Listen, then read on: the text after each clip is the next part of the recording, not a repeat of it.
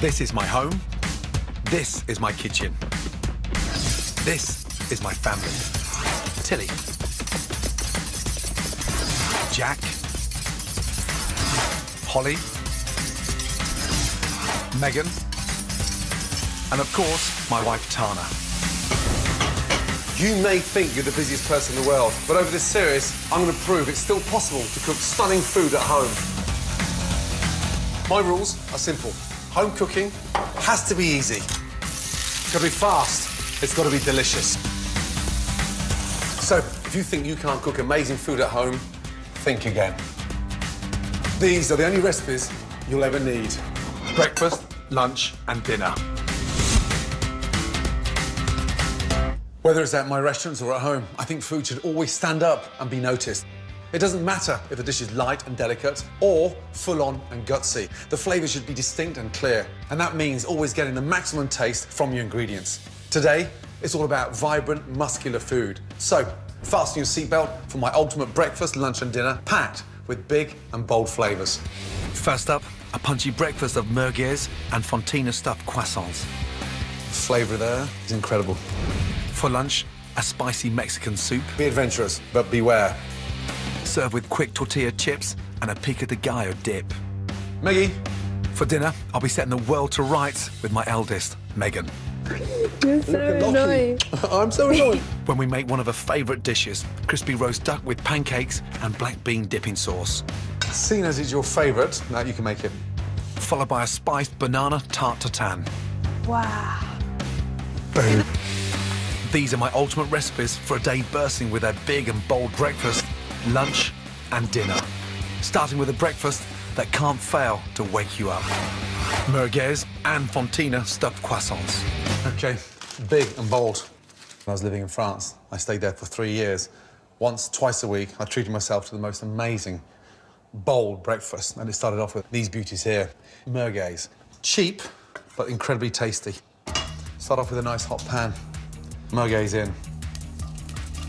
It's a very spicy sausage. Doesn't need any help, doesn't need any chilli, just a touch of salt and pepper. You can smell the spice. They're starting to release all that wonderful oil, that flavour in there. Add a couple of cloves of finely sliced garlic. Spread the garlic across the pan. It instantly changes colour. Takes on this nice, dark, rich, golden colour. Now, take a little bit of the heat out with the parsley. The stalks of soft herbs like parsley and coriander can be used to impart flavour during cooking, but the leaves should always be added just before serving to give maximum colour and fragrance. And then finish that off with my capers. Amazing. All right. Beautiful.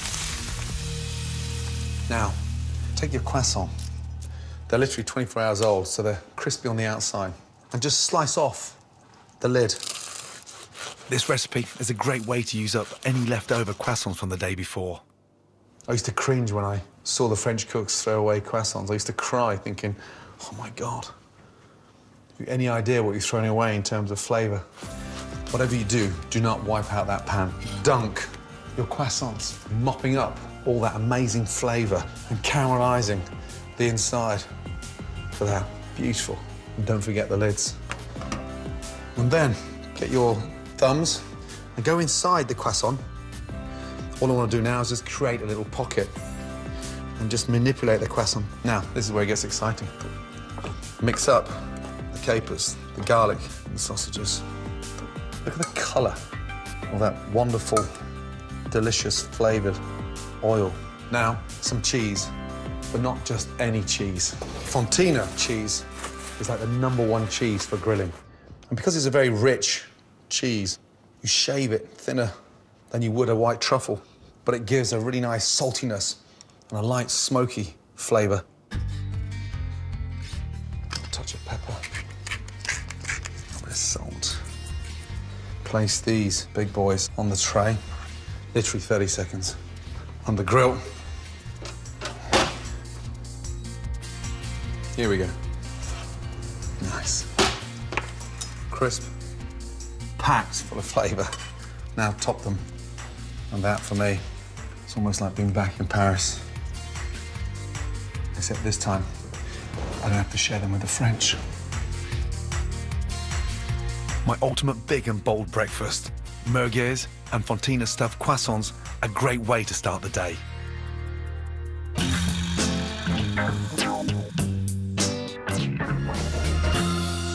Never be scared of trying new flavors in your cooking. A few key ingredients can make all the difference. Here's a closer look at some I'll be using later.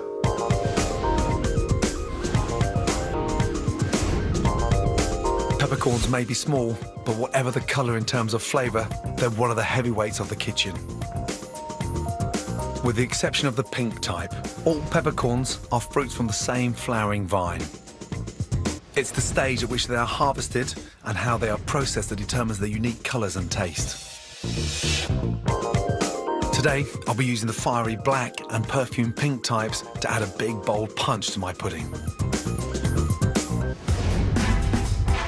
For dinner, I'll be cooking duck, hugely popular in Chinese cuisine.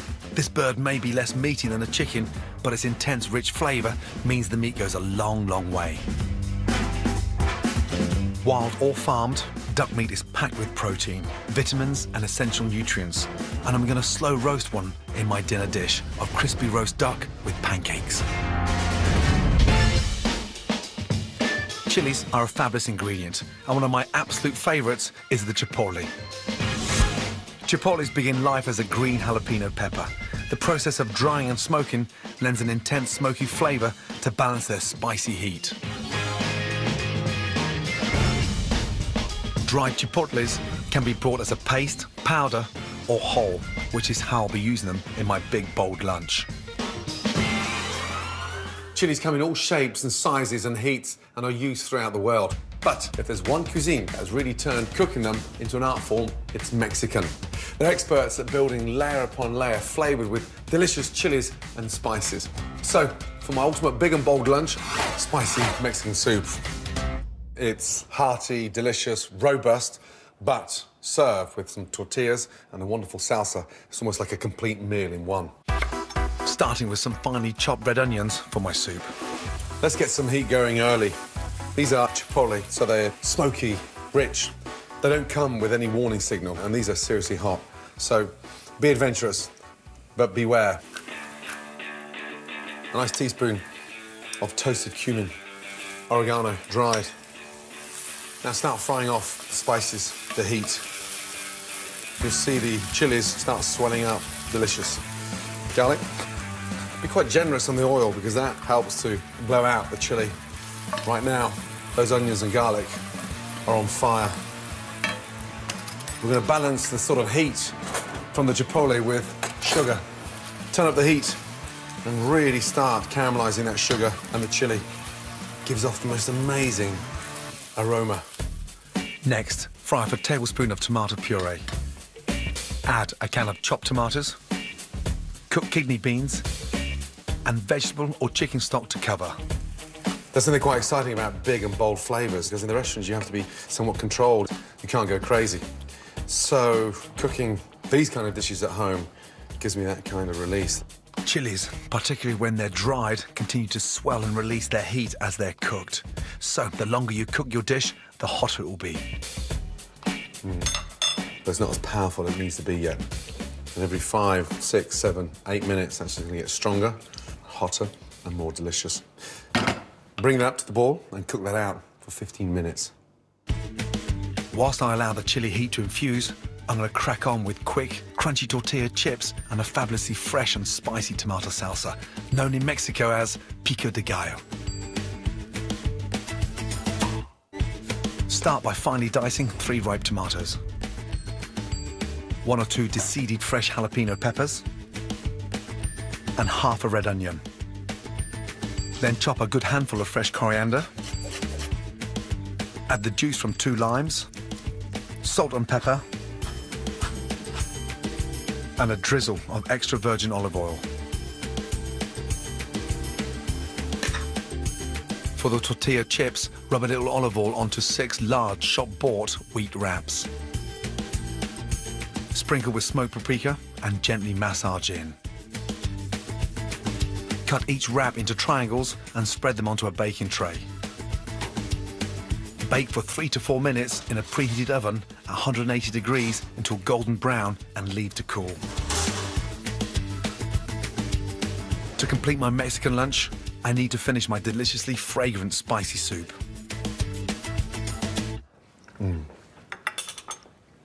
The spice is there.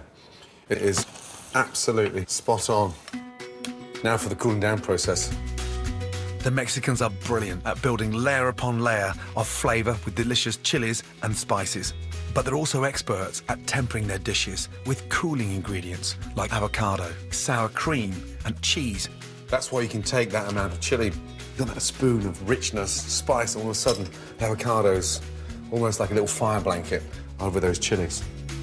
To further counter the chili heat, Mexicans use a rich, tangy, crumbly cheese, but I'm sprinkling on Lancashire, which is a great British substitute. And last but not least, cooling fresh coriander. One delicious, spicy Mexican soup. Serve that with your tortilla chips and your pico de gallo salsa. A phenomenal blend of textures and layers and spice and creaminess. Big, bold, and delicious. Megan. Next on the menu is dinner. And my eldest daughter, Megan, proves she's a chip off the old block. Oh, fast. Huh? Watch your fingers. I am. With one of her favourite dishes, crispy roast duck with pancakes and a big, bold black bean dipping sauce. Holly, I think you need a bit more duck in there. And my spiced banana tart tatin proves that teenage girls can be just as mad about food as they are about boys. Wow. One of the secrets to making fantastic food at home is learning to be confident when you're using strong flavours. All dishes need to be balanced, but don't be afraid of using herbs and spices to make your cooking vibrant and exciting. Here's my ultimate big and bold dinner, a meal that demands to be taken notice of. And helping me in the kitchen is my eldest daughter, Megan.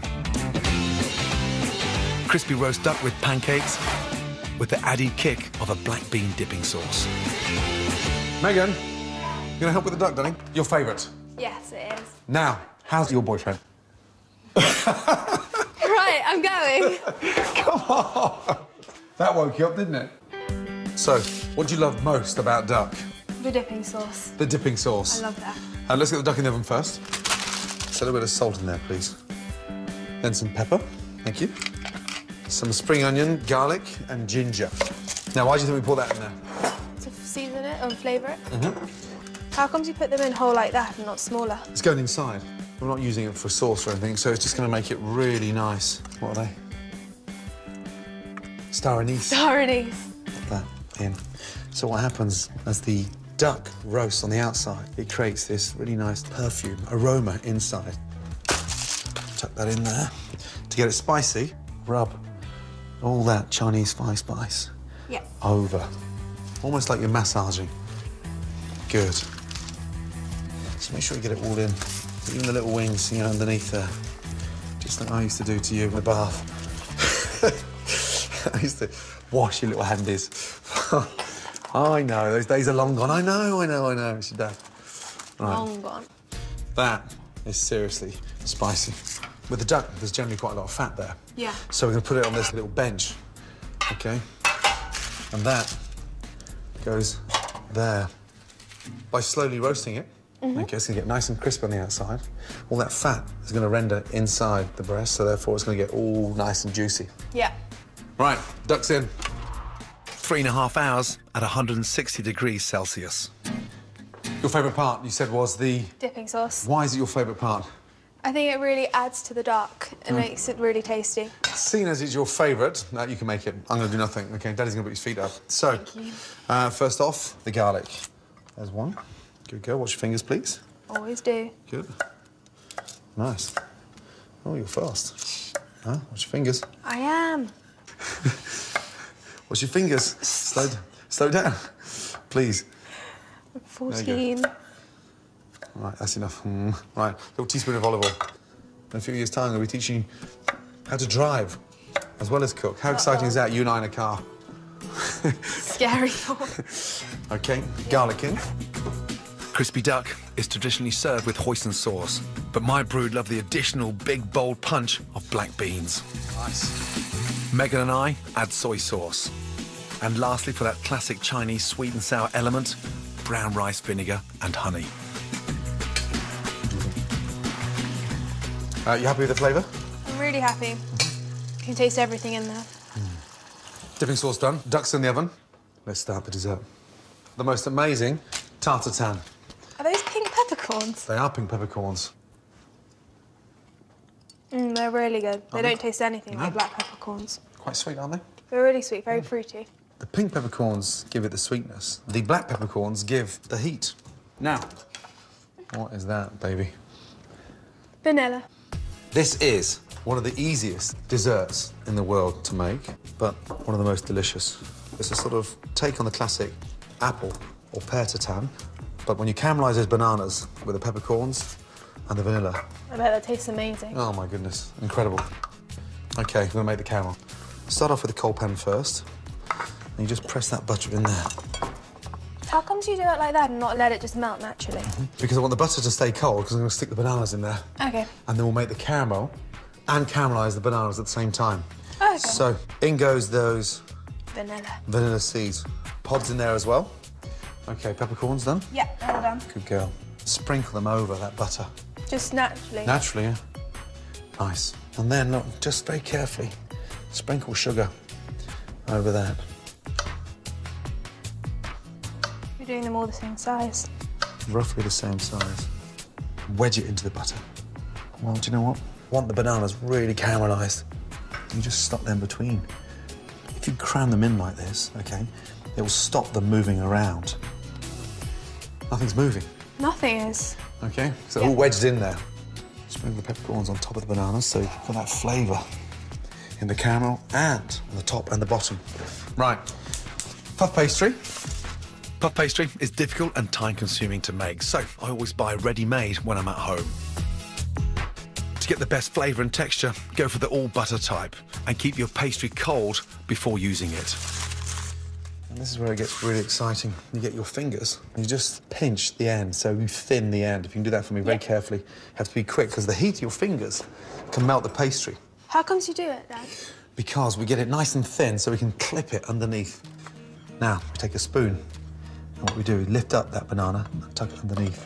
See, lift up the banana. Like a parcel? Like a parcel. And see the thin bits of pastry? Yeah. How easy it is to get it underneath. Yeah. And that's why you thin them out. You do it so quickly. Well, because I have to be quick, otherwise the pastry will melt.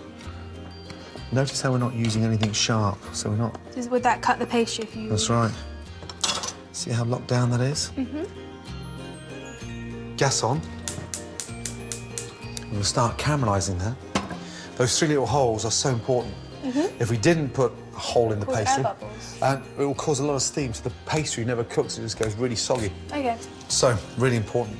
The caramel's live now. We're working the caramel. Give it a little shake. How can you see the caramel through the pastry? And look what happens when it tilts. Oh, yeah. See? All comes running down. See? Yeah, I see. Now that pastry, OK, is like clinging on to the bananas. And so when we turn it upside down, we've got this glove full of these caramelised bananas. Look at that. Wow. It looks like... Look-a-locky? Look-a-locky? Ah, look-a-likey. Got you now, baby. You're so annoying.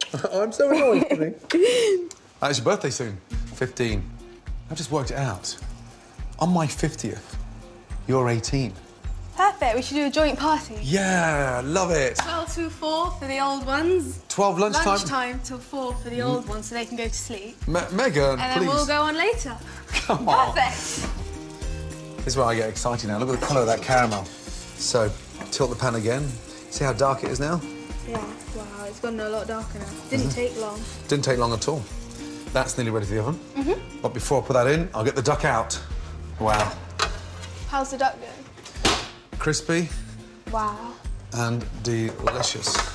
See how crispy that is? It's really crispy. That's what happens when it slow cooks. So, 20 minutes for the duck to rest and 20 minutes in the oven at 190 to 200 degrees for our banana tartatan. Time to knock up a quick hoisin and cucumber salad to put in our crispy duck pancakes. For the dressing, combine hoisin sauce, rice wine vinegar, soy sauce, a dash of sesame oil, and to give it that zingy Asian punch, some freshly grated root ginger.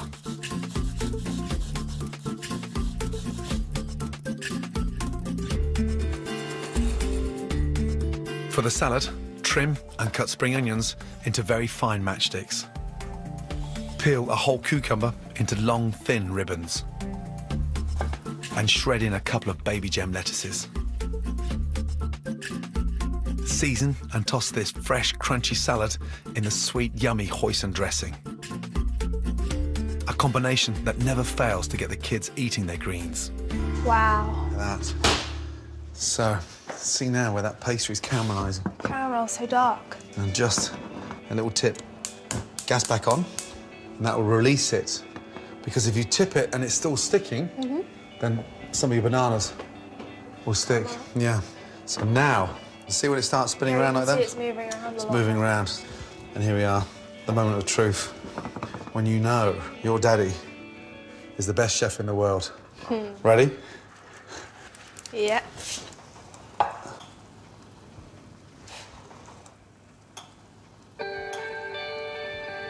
Wow. Look at the vanilla. How delicious It is looks that? amazing. It smells really good as well. Right, tartatan out. Duck, crispy. Dipping sauce. Cucumber salad ready. So if you take them and your dipping sauce. Take them over. Thank you. I'll take the duck. Don't drop it. Promise. Oh. Okay. It's amazing. My ultimate big and bold dinner of crispy roast duck with pancakes, with a hoisin dressed salad and some extra oomph from Megan's favourite black bean dipping sauce. You do the honour? Nice. Ollie, I think you need a bit more duck in there. You hungry, Home? Honestly, it's like a duck burrito. Mommy, Dad. And for a big and bold pudding, delicious spiced banana tart tatin. Jack's gonna be so upset. Can I have a little bit? Isn't he? I think we might have to save him some. Swimming makes him very hungry. Let's save him a wishbone of a duck. That's me. To collect selected recipes from the show, go to my scrapbook at channel4.com/Gordon. Next time, the dishes your mum used to make, made over. Now, this is a eaten mess with a twist. We're going to freeze it.